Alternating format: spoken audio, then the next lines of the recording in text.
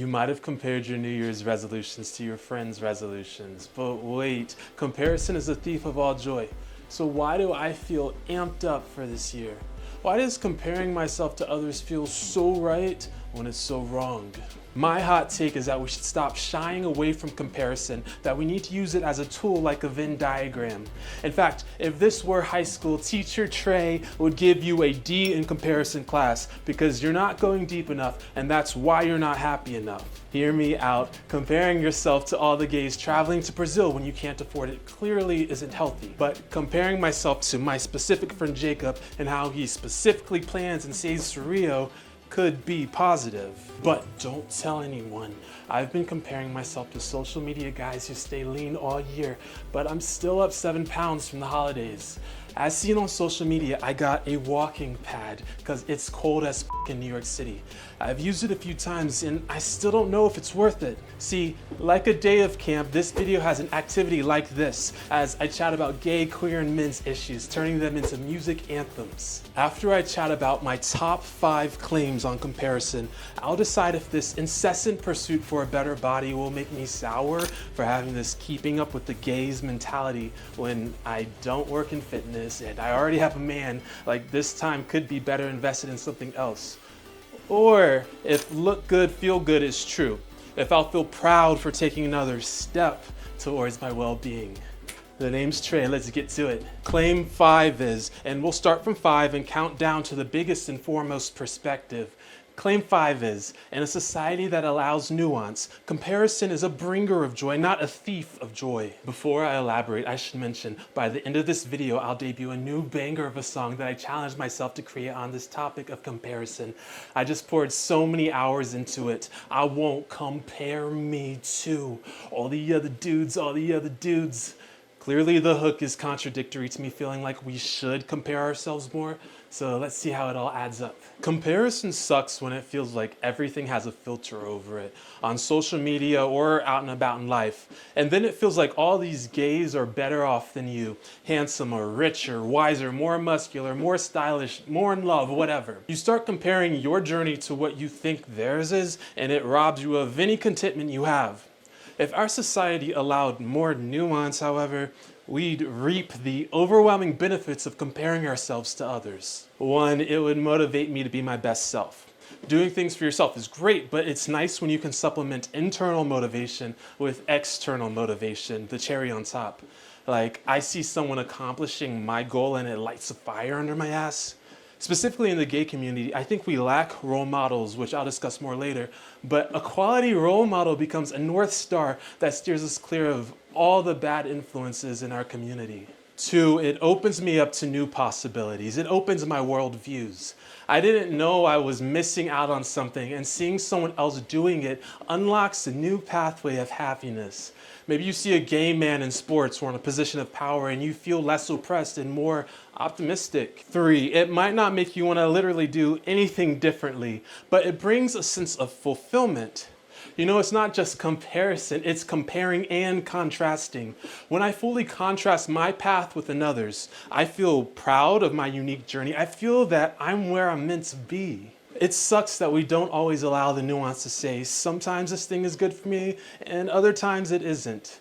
You might even be able to do some comparison from the comfort of your home, making it a quick and low pressure way to unlock your life. Kind of like how this walking pad is a low pressure form of exercise compared to intense gym cultures where I gotta shave before I go and put on outfits and all that. I can even do it naked, which I can't do in the gym. You know, I want to talk about these things because it's a super important topic to me as a 6'5" queer black man who works in tech who's always felt like an incomparable black sheep, like it or not.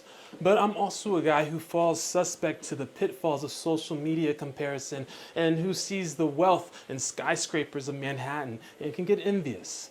So it's pivotal for me to find clarity around the details of who I want to be. Claim 4, we grew up comparing ourselves to others and it worked, which tells us where we could go. When we're kids, we're compared to our siblings and cousins of a similar age. They're related by DNA, raised by similar people when our personality is still forming. It's a reasonable thing to do. At its worst, our parents raised us based on a person we're not. At its best, comparison allows for diagnosis of social or learning issues so we can get specialized help. Or it marks us as gifted so we can be given more opportunities. After that, we enter school and we're compared to other students of the same age. Our attitudes and talents are differentiated and we can take pride in our strengths. Envy can creep in, sure, but comparison and differentiation allows us to start choosing our path in life. We choose class loads, we choose extracurriculars and sports. We make friends with like-minded people who compare to us. Comparing and contrasting yourself with your peers becomes a way to develop your personality. How could a person find out what makes them unique without comparing and contrasting themselves with others? And don't most gays want to be unique? Quick story, I was invited to a career day recently with a bunch of 8th graders who were about to head off to high school. There was a very smart and cool lawyer who gave them advice not to compare themselves to others in high school. I didn't argue with her since there was just a minute left, but my thought was that if you do it right, comparison makes you competitive, which is great at that age. Especially if you think of it like a Venn diagram, comparison is a tool of critical thinking, and we need more critical thinking. It makes you try more, it makes you strategize, it energizes you to be a better person. Gen Z and the youth are so focused on not being pick-me's or tryhards when we need to raise people to care about the world.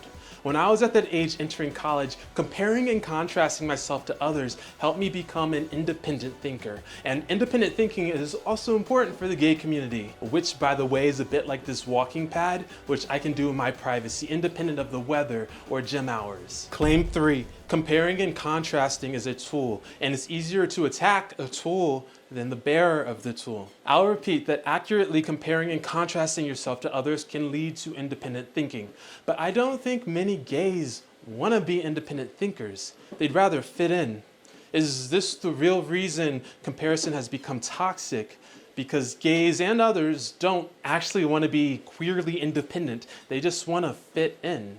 I mean, I get it. Some gays have spent a lifetime comparing themselves to straight men and it's only caused them pain. Then they compare themselves to the beautiful or rich gays and it's only caused them pain.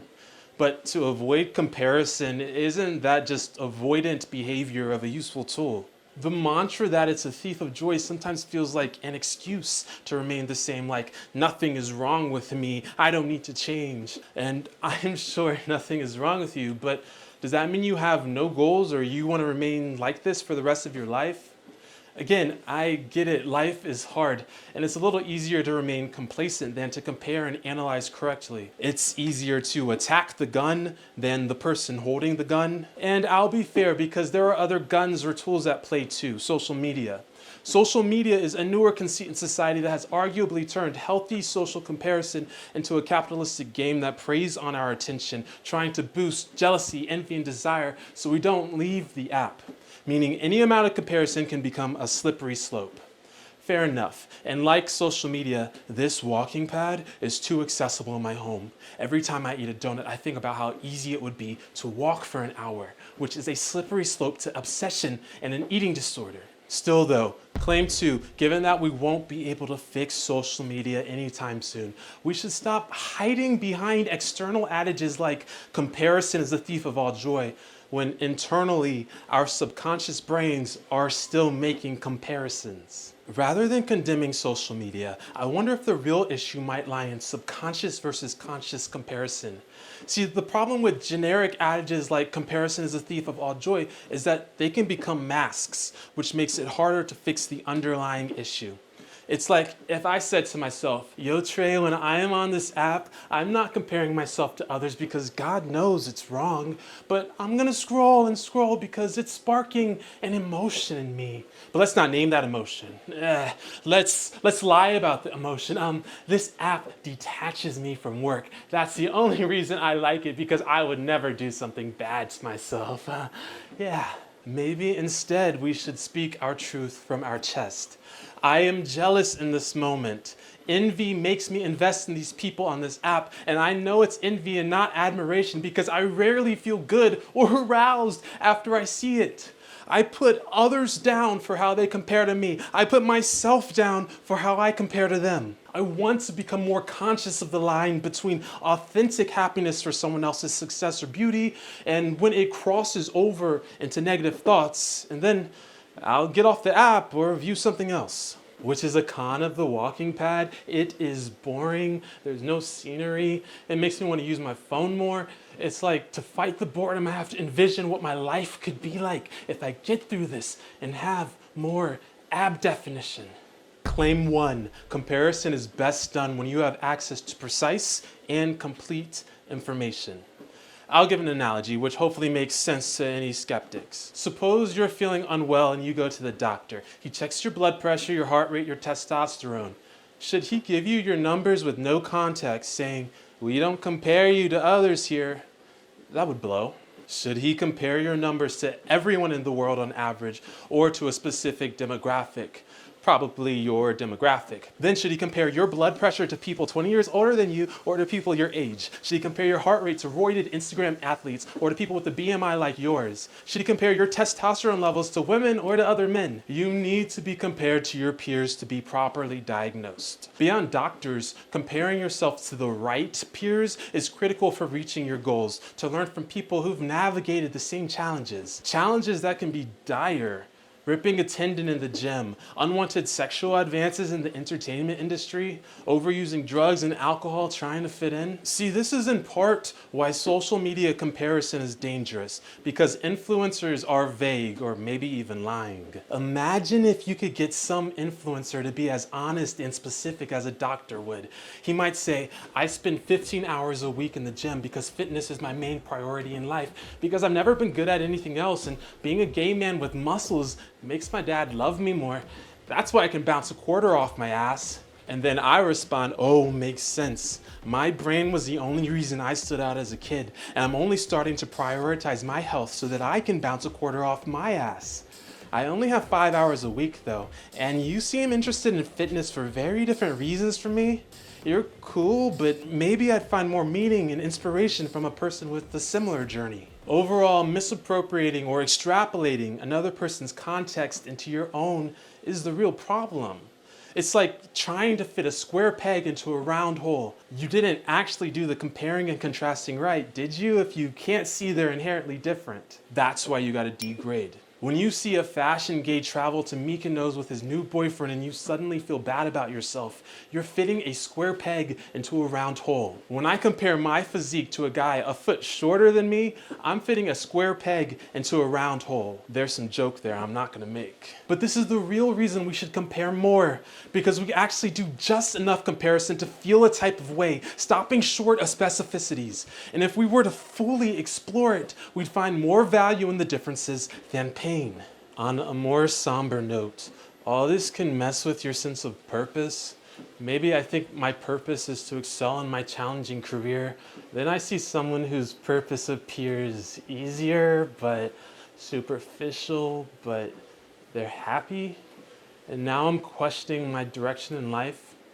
Worst case, you allow this comparison to change your goals. And when you reach the new goal, you feel no better off because the goal was meaningless to you to begin with. This is known as a hedonic treadmill, a notion that people tend to return to baseline levels of happiness or unhappiness, regardless of changes in their goals. So you gotta be careful about stepping onto that treadmill. My accompanying claim is that when you feel secure in your life's purpose, comparison won't make you falter so much. If you find you're in cycles of questioning your worth and purpose, you're probably lacking direction. Beyond therapy, I might recommend finding a specific person who can mentor you or be a role model. Although any specific individual may have flaws, it's still much better than comparing yourself to masses of people without knowing the nitty-gritty of what they go through. How about this? For this year, no more blind comparisons. Comparison is a great tool to learn, especially if you're researching or interviewing or speaking directly to the person in question. But blind comparison leads you into the make-believe where you can't see correctly. When we get specific about this walking pad, if I'm doing it right, I hope I'd love me and my body before I use it or not. And I should love me afterwards as well. Oh boy, we're at a tie we gotta solve. Well, I'm gonna think on it as we move to the next segment, then I'll decide if I should beg for my money back. I'm a music producer and lyricist. Let's jump into this smart, sexy, cool banger on our theme right now to bring some energy in, and we'll talk context after. The new lyric video demo is called All the Other Dudes, one of my favorites. Give me a sec. Check.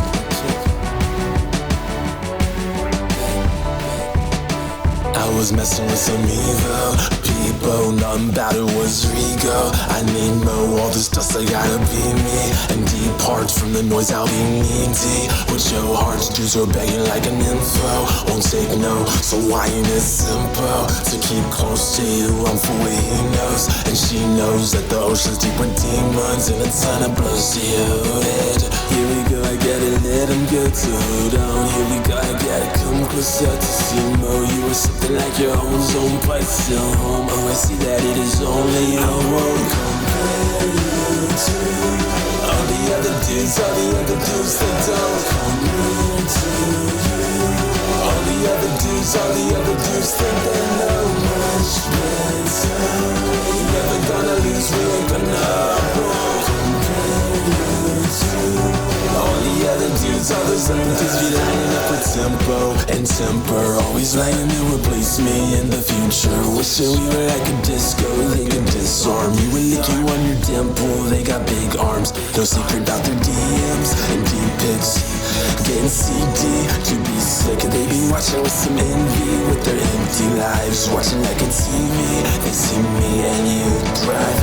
Here you go, you always let him go, cut the rope. Here you go, you always lasso onto your own. I am shooting like a pistol, love is ammo. Oh, I see that it is on, and you won't compare me to all the other dudes, all the other dudes that don't come near to me.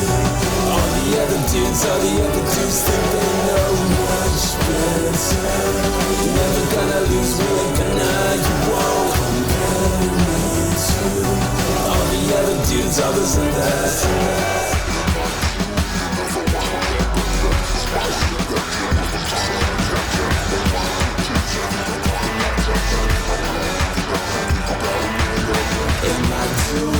Watch my back.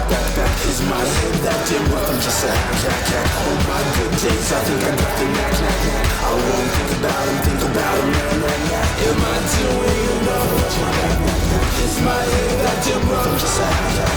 Oh my good days, I think I got the knack. I won't think about him, I won't compare me to all the other dudes, that don't come near to me. All the other dudes, that know much better. You're gonna lose, we ain't gonna. Compare me to all the other dudes, all these others. I won't compare you to all the other dudes, that don't come near to you. All the other dudes, think they know much better. We never gonna lose, we ain't gonna. I won't compare you to all the other dudes, all those others. Compare me to how you love, I wanna love like you. Compare me to how you love, I wanna love like you do. Compare me to how you love, I wanna love like you. Compare me to how you love, I wanna love like you do.